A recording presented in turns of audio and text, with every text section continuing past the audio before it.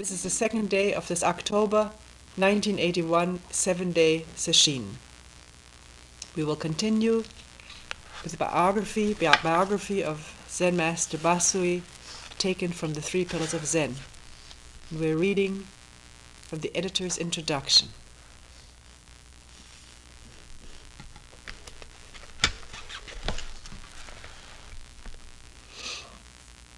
Nominally, Basui was a samurai, having been born into a samurai family. Whether he actually pursued the duties of a samurai, his biographer does not reveal, but it seems safe to conclude that Basui's continuous search for Zen masters would have given him little opportunity and presumably as little taste for the life of a samurai. At all events, we do know that Basui had his head shaved at 29, symbolizing his initiation into the Buddhist monkhood. For the ceremonial rites of a monk or priest, however, he had little use. Believing that a monk should live a simple life, dedicated to attaining the highest truth, so as to lead others to liberation. And not engage in ceremony and luxurious living, not to mention political intrigue, to which the priesthood of his day was only too prone.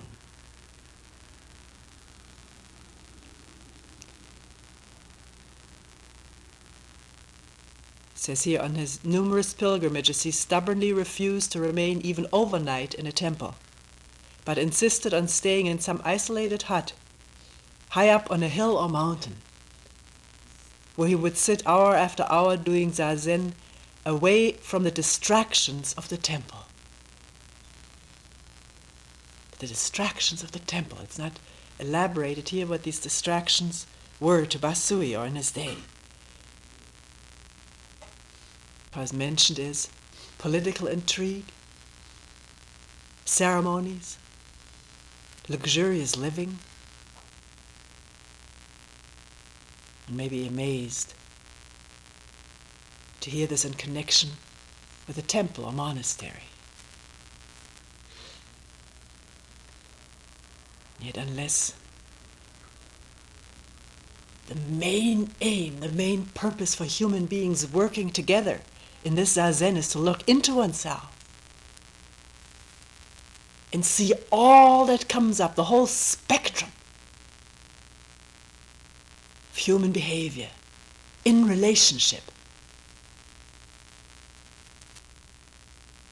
then this stuff will go unnoticed and it will grow and take root and vines. Wherever human beings live together, whether it's in a monastery, in a political party, any kind of group or organization.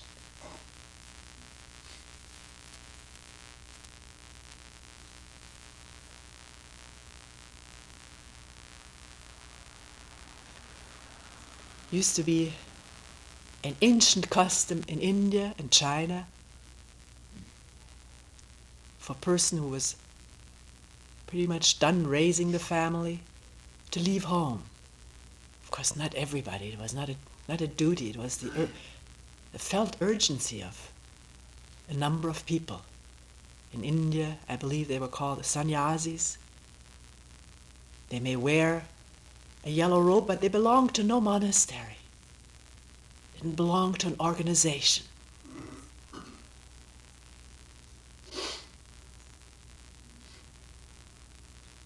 Took to the woods or lived for whiles with some hermit or recluse or someone who maybe had some understanding. It's actually how the Buddha lived. Not to join a monastery. He didn't leave to join anything. He left to find out what was the cause of sorrow and to find out if it could take an end, come to an end. There was an end to it. It appeared absolutely endless. sorrow, and what was the cause of it?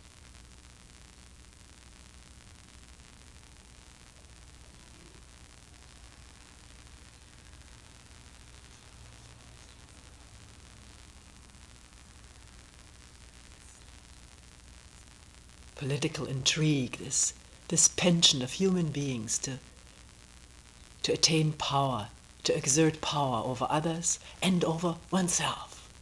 It's also a deeply satisfying thing to have tremendous power over oneself.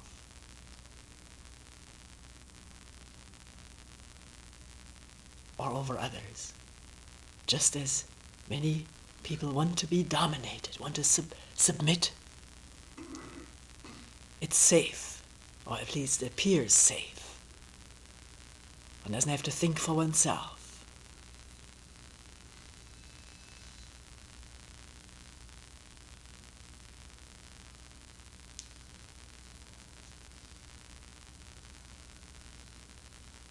To stay up on a hill or a mountain.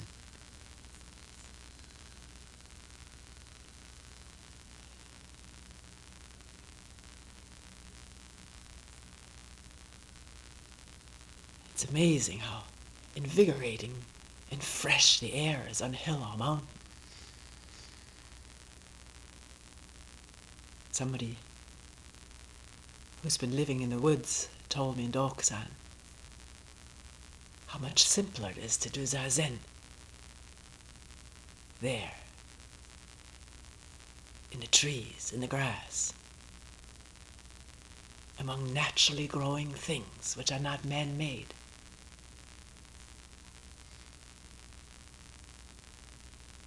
And yet the urgency was felt to come back into the city, to see if one can work here too. Work in relationship with people. Which seems to be the hardest thing in relationship which is not firmly delineated through rules. Then it's relatively simple. You follow the rules or else you're out. Much more difficult to live with each other without a stringent set of rules. Then one really must work it out together. One must begin to see each other's situation, problems. To see each other, to meet each other, to talk to each other, understand each other. Isn't this what is important? Or are the rules the important thing?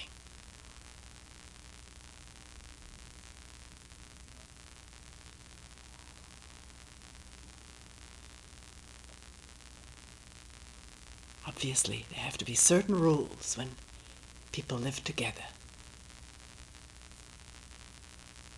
Can one discern the necessary ones from the not only unnecessary but maybe dangerous ones, dangerous to human beings finding their own way among each other, affectionately, by listening to each other, by, so to speak, crawling into each other's skins to understand how the other one feels.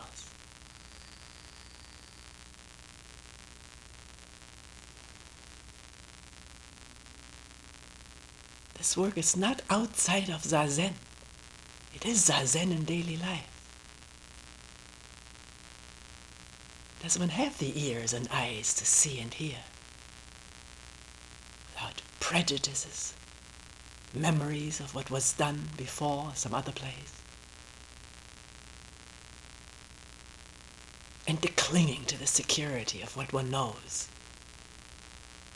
Which is no security, it's a jaded pseudo-security.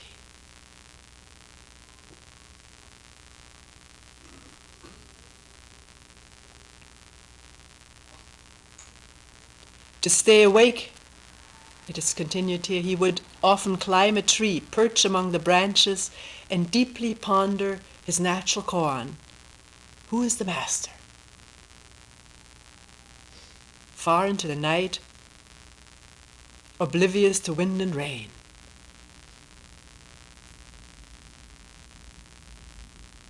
It's not said as a suggestion that you do this.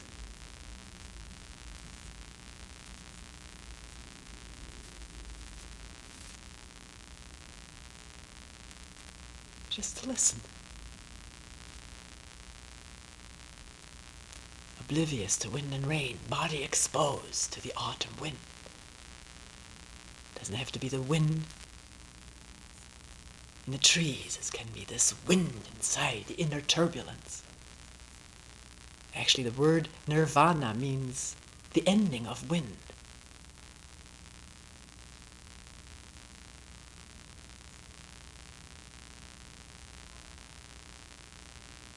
Exposed to it, not cringing, not bracing against it.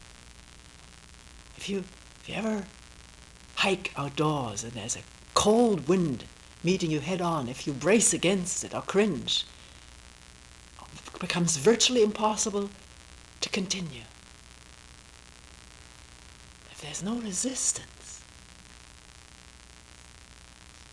it becomes a different matter altogether.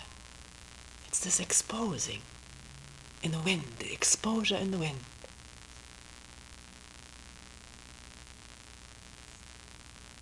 And the wind and the walking are not two.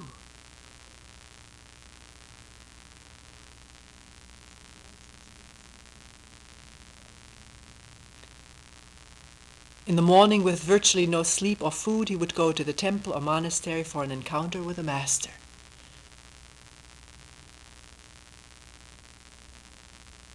Really very taken by today's standards, very unusual circumstances that one was able to do that.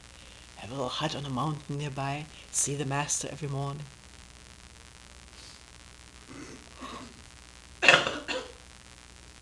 So strong was Basui's distaste for the ceremonialism of the temple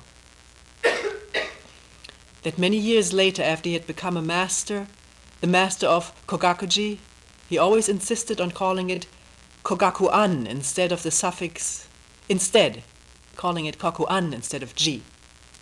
The suffix an meaning hermitage as opposed to the more grandiose ji meaning temple or monastery.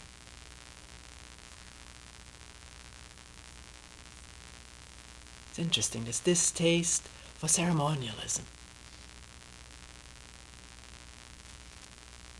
People who come newly to workshops or to training programs, we meet with them. Many of them have this distaste. They realize that something vital is going on. Something vital needs to go on. Some vital work.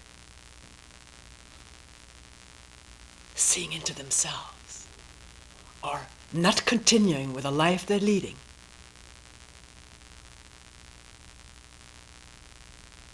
But they wonder whether they have to buy the whole package deal.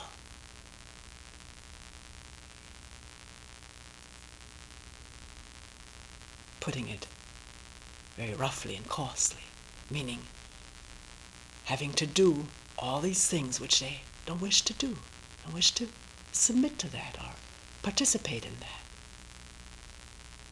Many of them have come from Catholicism, from other religions with strong ritual elements. They say, I don't want to exchange one for the other.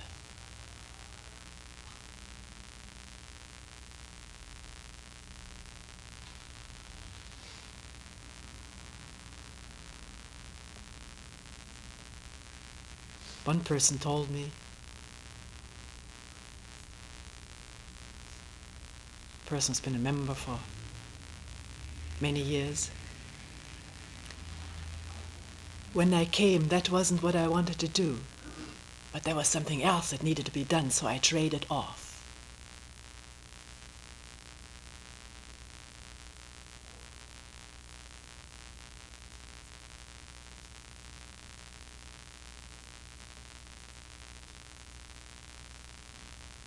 For many people, ceremonies are a wonderful thing.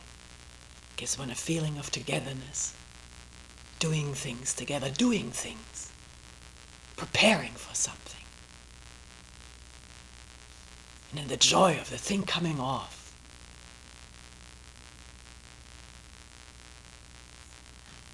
the joy of doing something together, there's nothing wrong with that.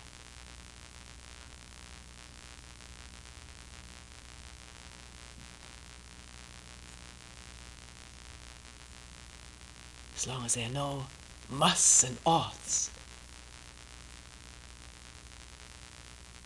Then of course also this feeling, if I do this, then maybe there'll be some kind of a merit in my practice. It'll help me along. You've got to observe whether it does or not. Some people say it does. All the great masters have said it just helps you through samsara.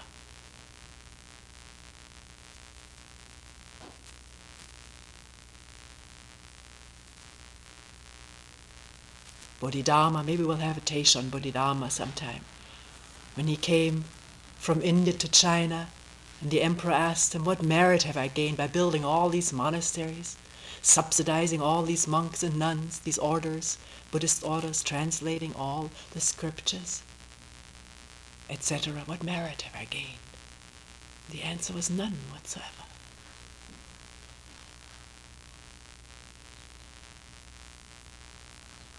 We'll come to Bodhidharma a little bit later.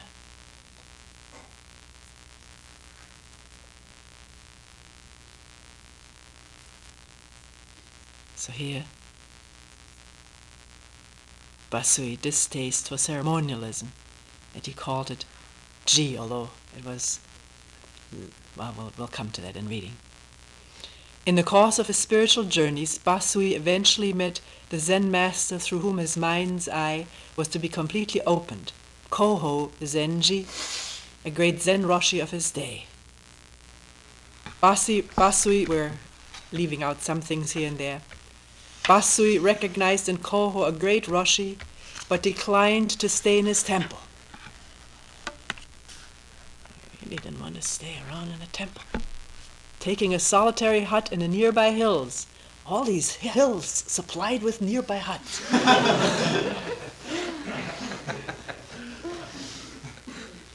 Maybe these huts weren't quite what we would expect today with dishwasher and wall-to-wall carpeting. But one may not need all that. But a place to stay, away from the city every once in a while. Very necessary for anyone. For anyone. Not just in touch with pavement and telephone poles and television.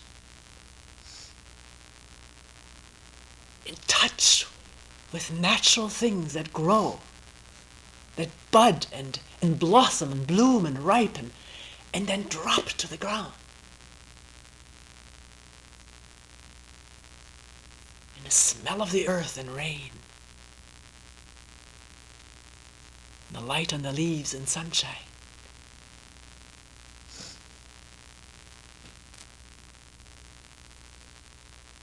And the heart just opens up and widens. It's not the right expression. When is all that?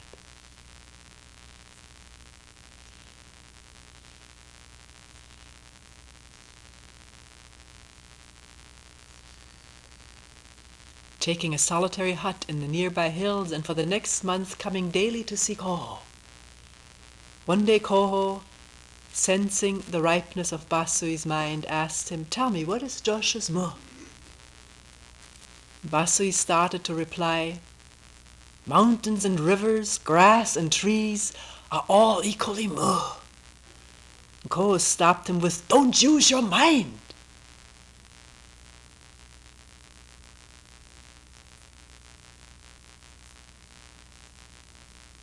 You're thinking.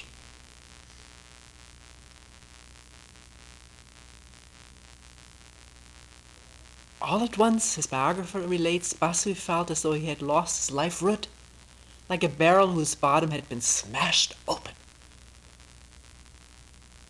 Not just the bottom, the whole barrel smashed.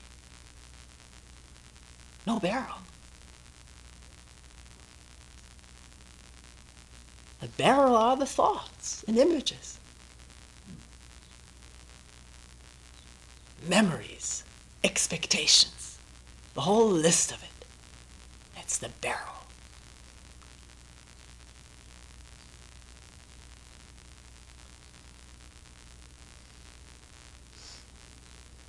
I'll skip a few sentences. In the intense combustion of this overwhelming experience, Basui's previously held conceptions and beliefs, we're told, were utterly annihilated, destroyed, erased.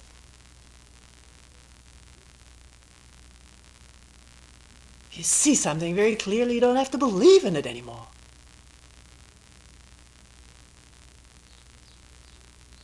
Belief takes the place of clear seeing, clear understanding.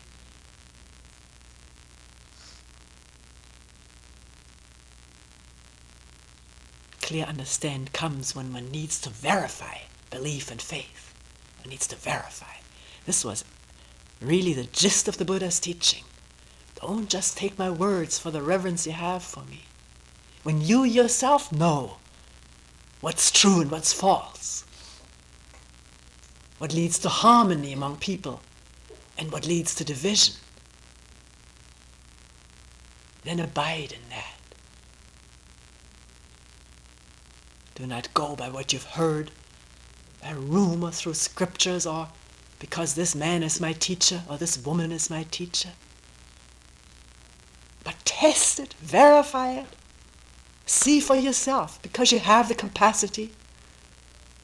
You also have an incredible capacity to believe and to build illusions.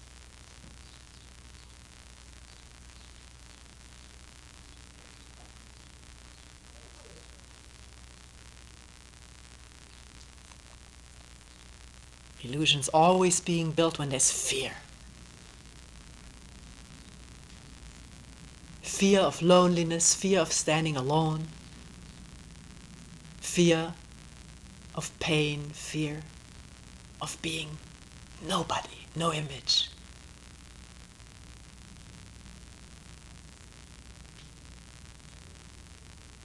And not the fanciful idea of being nobody. We talked about that yesterday. This can become another image. From image to image we wander in darkness. One has seen something very clearly, and then there comes the image. I'm a clear seer. I'm enlightened.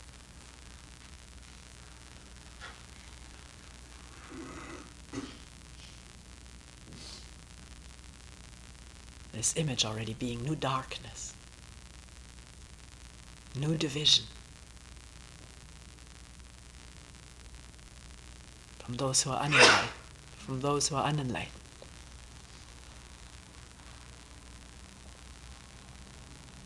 And by clinging to images, the whole thing immediately passing into memory, rather than keeping it alive by seeing the image.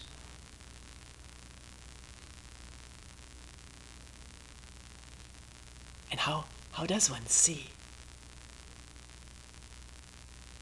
Through like and dislike? Through anything?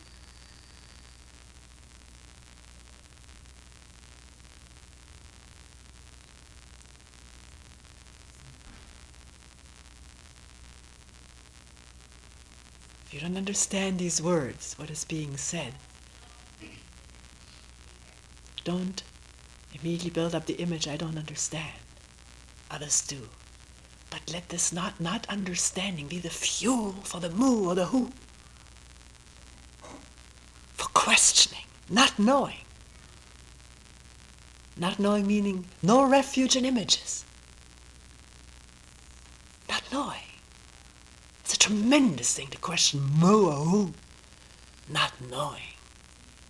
Or to sit in shikantaza, not knowing, meaning no words in between there. This is this and this is that, this running commentary.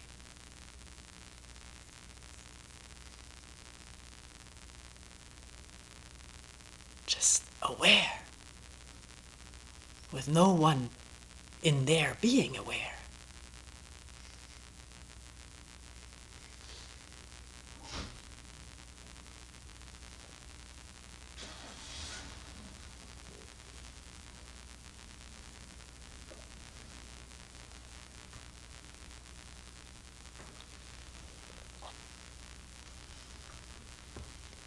The following evening, Basui came to tell Koho what had happened. Hardly had he opened his mouth when Koho who had despaired of ever finding a true successor among his monks, declared as though addressing all his followers, "My Dharma will not vanish. All may now be happy. My Dharma will not disappear."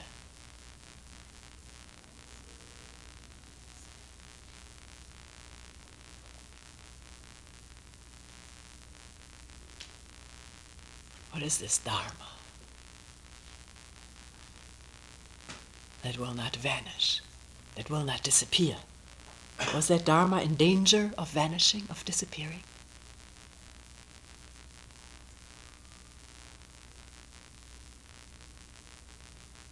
Of course, a teacher, a person working in this, and somebody else understands.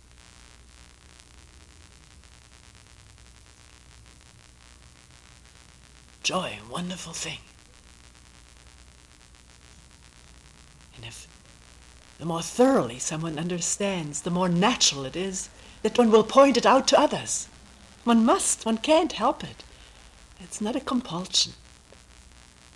Because understanding includes all humankind and sorrow.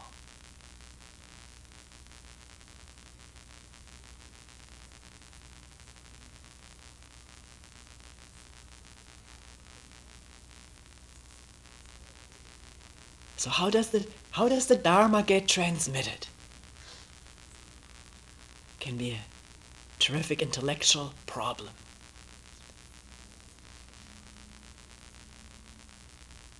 One of the koans in the Mumonkan, which deals with the transmission from the Buddha to his, quote, successor, Buddha held up a flower.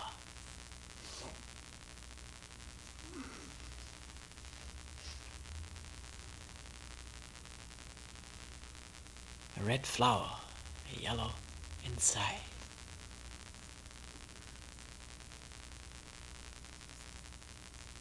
And it said that only Mahakashapa smiled, understood.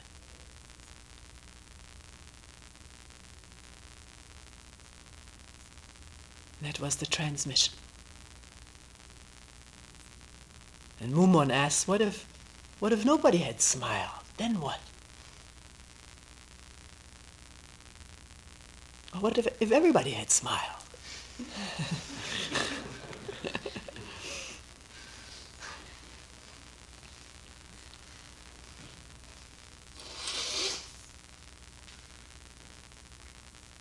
Tant mieux.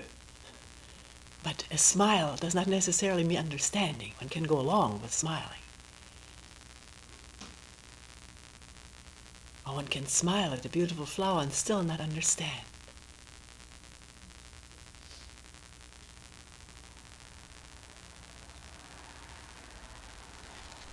The book that we read so frequently from, the title is The Zen Teaching of Huangpo on the Transmission of Mind.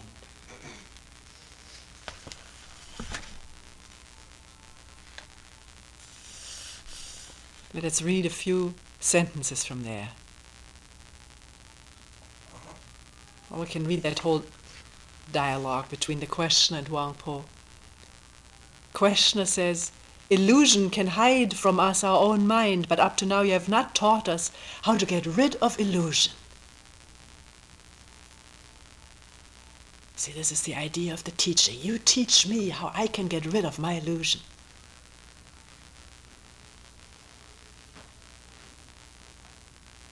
Maybe the idea that that's the Dharma, teaching how to get rid of illusion. And then once I've understood that, I can carry on, I can transmit that teaching. And Huangpo says the arising and the elimination of illusion are both illusory. Illusion is not something rooted in reality. It exists because of your dualistic thinking. Dualism always being when there's a me, an I, that wants something, resists something, fights something, clings to something, fears something. And there's the flowering of illusion. It exists because of your dualistic thinking. If you will only cease to indulge in opposed concepts such as ordinary and enlightened, illusion will cease of itself. And then if you still want to destroy it, wherever it may be, you will find that there's not a hairbreadth left of anything on which to lay hold. But lots of things do come up. Anger does come up. But if there's awareness and seeing, and the energy of that will dissolve that.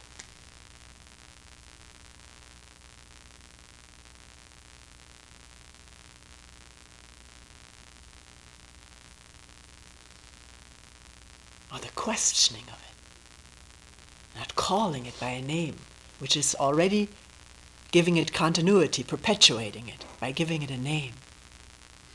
My anger, and identifying with it. That is perpetuating the me and the anger. And where is this energy of awareness? It's there if it needs to be there. If it needs to question everything. Everything. Questioning meaning not knowing, not labeling. Just being all that as one big question mark.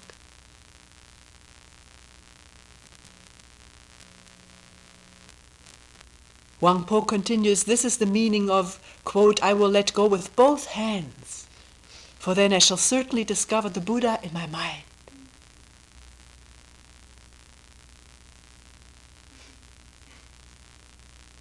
I will let go with both hands.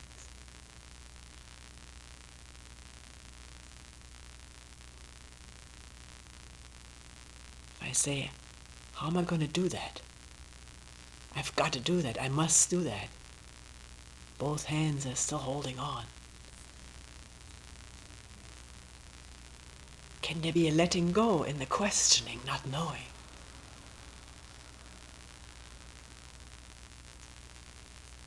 In the breathing, not knowing? The holding on is always to what one knows. Words, past experiences, memories.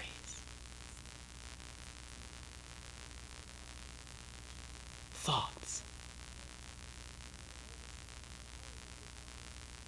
Questioner, if there's nothing on which to lay hold, how is the Dharma to be transmitted? And Wang Po says it is a transmission of mind with mind, both minds being capitalized.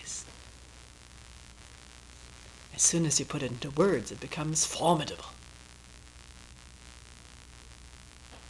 Questioner, if mind is used for transmission, then why do you say that mind too does not exist? He's probably said that a while ago, and this man remembers. He's got a good memory. Wang Po says, obtaining no Dharma, whatever. Obtaining no Dharma, whatever. It's called mind transmission.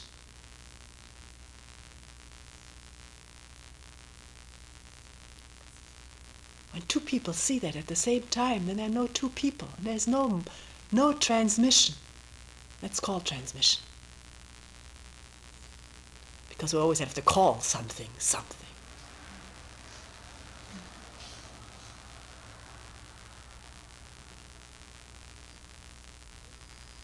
Obtaining no Dharma, whatever. We always want to obtain, gain, attain, and then hold on to it. Whereas the Buddha said, I attained nothing from complete enlightenment. That's why it's called this way. Attaining nothing. Which sounds scary. Hey, I'd rather have a little something.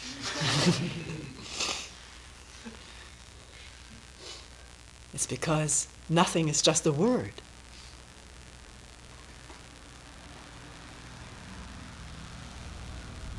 Nothing means no obstructions, no limitations. Because There's no separation.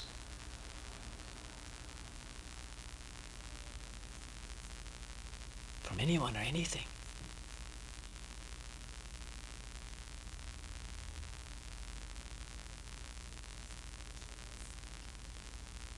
So the questioner says, if there's no mind and no dharma, what is meant by transmission? Obviously was not a meeting of the minds between the questioner and Wangpo, or else there would have been no further question. At least at that instant. Wangpo says, you hear people speak of mind transmission and then you talk of something to be received. All conceptual, intellectual process in which we live.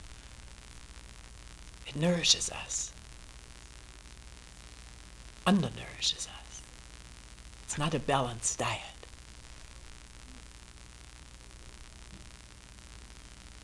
So, Wangpo continues, so Bodhidharma said, the nature of the mind, when understood, no human speech can compass or disclose.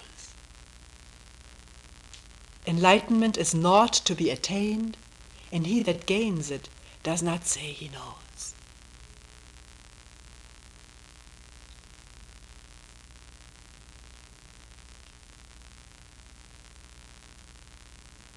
It is also said of Bodhidharma, when it is asked, what did he bring to China? It is said, a transmission outside of the scriptures. No reliance on any words or letters. Directly pointing to the mind, directly pointing. Directly pointing. Seeing into one's nature directly. Immediately. Not through mediation. Immediately.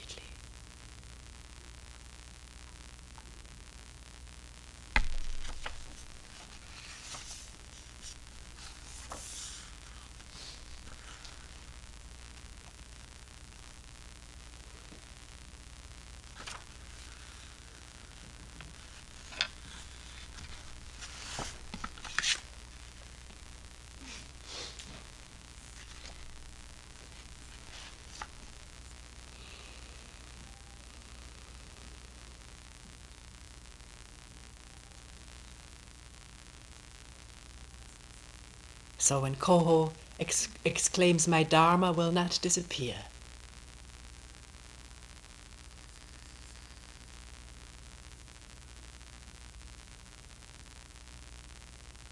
what does he say? Forms, ceremonies, rituals, they come and go, they change, or they may endure for thousands of years. Buddha himself predicted that his Dharma would disappear eventually, because he understood perfectly well everything that's put together. Composite things, he called them, composed of thinking and feeling, will come together and disappear. Or change.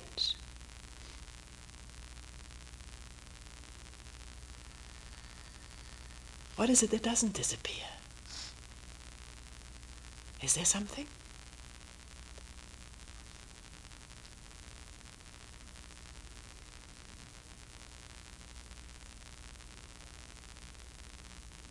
Bankei called it the unborn. Buddha at times refers to the unconditioned. He said if there was not the unconditioned, unborn, there would be no way out of the conditioned.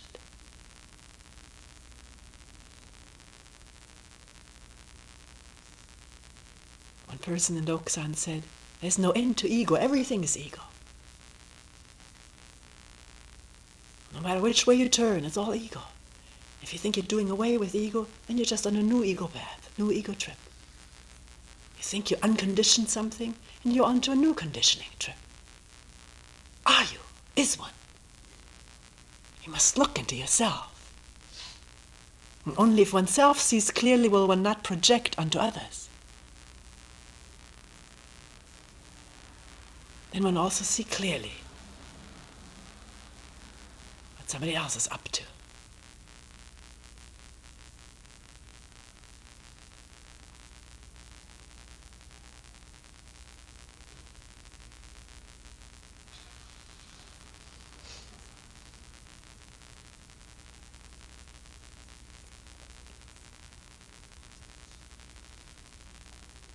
Koho formally conferred Inca on his disciple and gave him the name Basui, high above average. Basui remained for 2 months near Koho, receiving his instructions and guidance. But Basui had a strong and independent mind, wished to mature his profound experience through Dharma combat with accomplished masters so as to integrate his experience thoroughly into his conscious mind and into his every act, and to develop his capacity to teach others. Dharma combat being the traditional way at the time. Many Zen masters around many places with Zen teachers. And one went from one to the other or stayed with one where one felt there could be something learned or seen or understood that was still mushy. Dharma combat, not just to see who's better, this is imagery at its height, but to see whether the image gets in the way. My image of being terrific or not so good, and of course the image of this formidable, famous master. Intimidating, is it? Or does one have ideas of what he wants to hear? What one should say? This famous last word of Zen or the first word of Zen? That's what Dharma combat really deals with. Is there freedom from ideas about oneself and the other? Freedom, so that there can be true creativity. Free responding, which doesn't come out of memory and learning.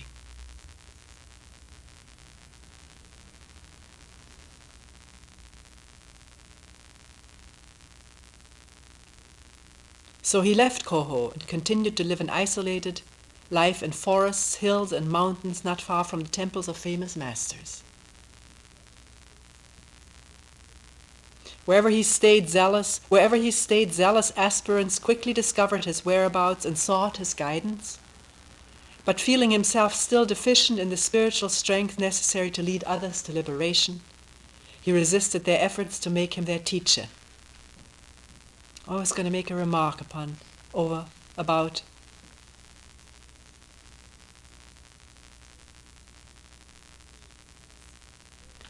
this, to integrate one's experience thoroughly into his conscious mind, to integrate his experience thoroughly into his conscious mind. Is it that one integrates an experience into the conscious mind? This can be misunderstood. I've experienced something and now I will integrate it, so I think of it all the time, remember it, don't forget it, and act out of that.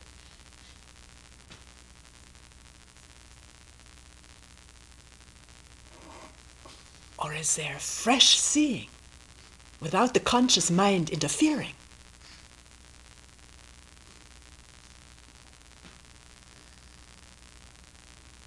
Conscious mind here meaning all that one has experienced and knows from the past.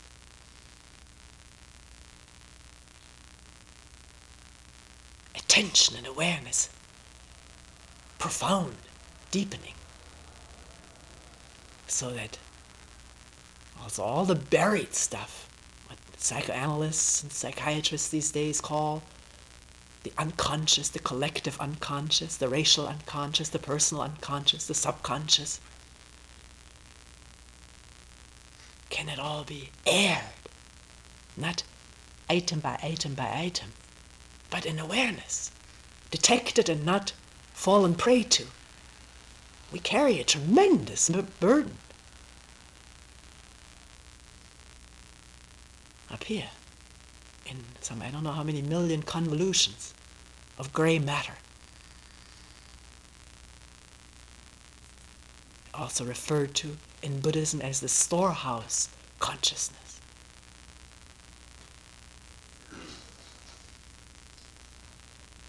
So, can there be fresh seeing, a fresh start? Not drawing on what has happened. And yet not doesn't mean to lose the memory. Memory can be very helpful if it's seen for what it is. If it is seen and not blindly pushing and producing responses like a program in a computer.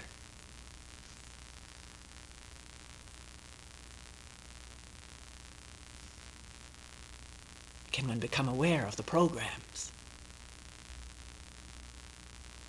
And that they are programs.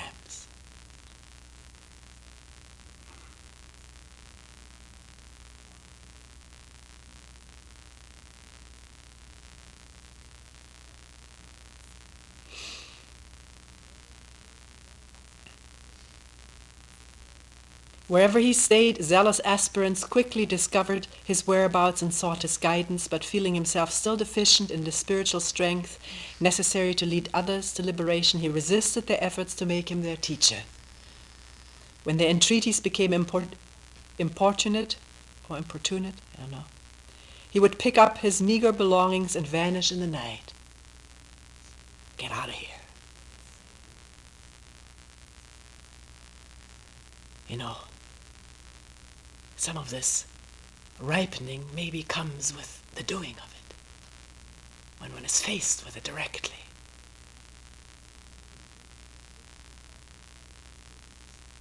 Apart from the entreaties of would-be disciples, however, he deliberately curtailed his stay in any one place so as not to become attached to it. Oh, so much can be said about becoming attached to a place. Because one can also have an idea, I don't want to become attached, so I move around every day or every 2 days or 2 years. That itself can become a trip. But one doesn't realize how quickly one becomes attached to a place.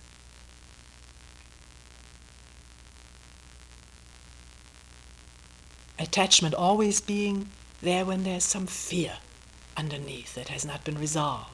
So the attachment serves to allay the fear. And when there's a rattling of that, the fear bubbles up. And then one wants to preserve and maintain and fight change.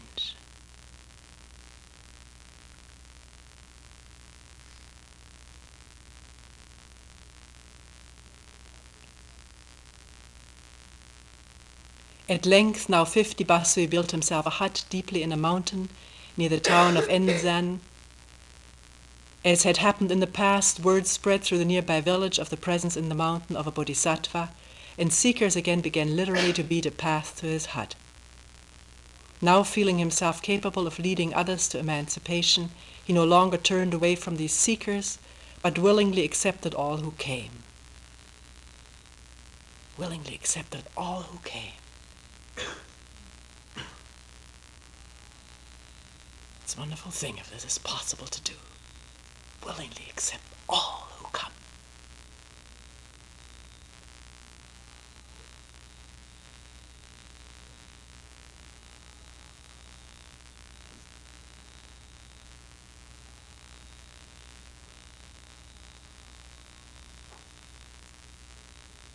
In carrying on the work after Teisho,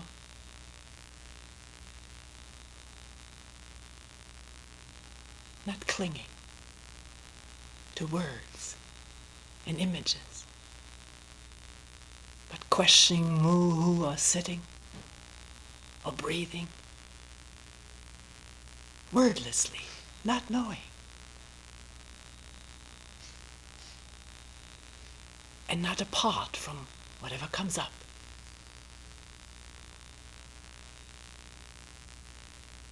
We'll stop here for today.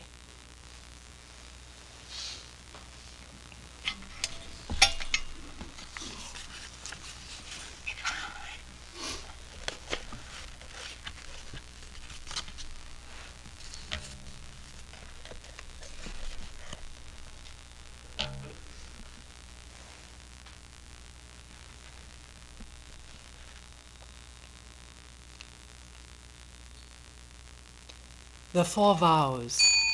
All beings without number. I vow to liberate endless blind passion. I vow to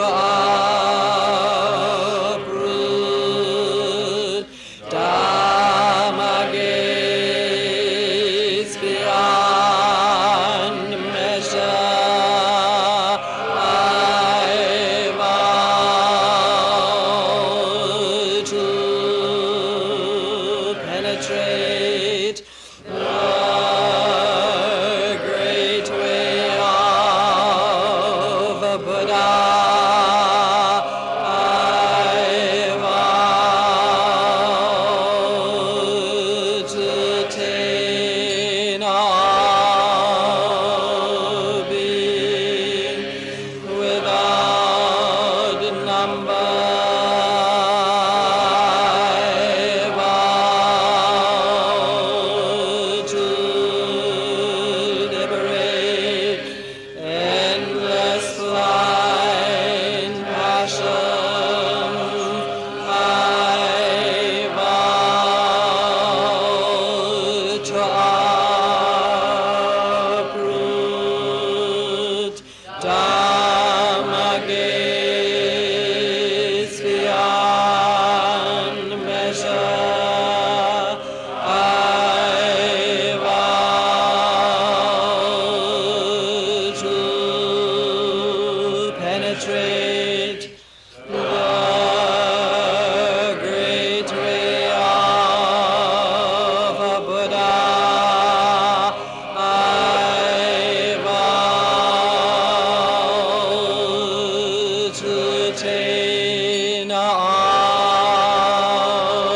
being without number. I vow to liberate endless blind passions. I vow to uproot Dharma gates beyond measure.